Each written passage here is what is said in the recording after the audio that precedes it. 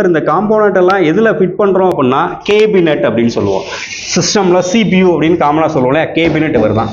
So இவரை நான் open பண்ணி பார்க்குறேன் அப்படின்னு பார்த்தீங்கன்னா, இந்த கேபினெட்டை நான் அப்படி ஓப்பன் பண்ணுறேன், சைடு டோரை ஓப்பன் பண்ணாலே பார்த்தீங்கன்னா எனக்கு வெறும் பாத்து மட்டும்தான் இருக்கும். இதுக்குள்ளே பார்த்தீங்கன்னா வெறும் எம்டி டப்பா. சார் இதுக்கு பேர் கேபினெட்.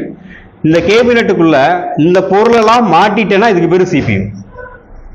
ஸோ அப்போ கேபினெட் வேறு, CPU வேற. இந்த கேபினெட்ல பெட் டைப் கேபினெட் இருக்கு, நார்மல் கேபினெட் இருக்கு, மினி கேபினெட் இருக்கு, ஃபேன்சி கேபினெட் இருக்கு. இந்த ஃபேன்சி கேபினெட்ல சைடில் LED பல்ப்லாம் போட்டு அட்வான்ஸ் மாடல்ல சர்வர் போர்டு மாட்டக்கூடிய அட்வான்ஸ்டு சர்வர் கேபினெட்லாம் யூஸ் பண்றாங்க.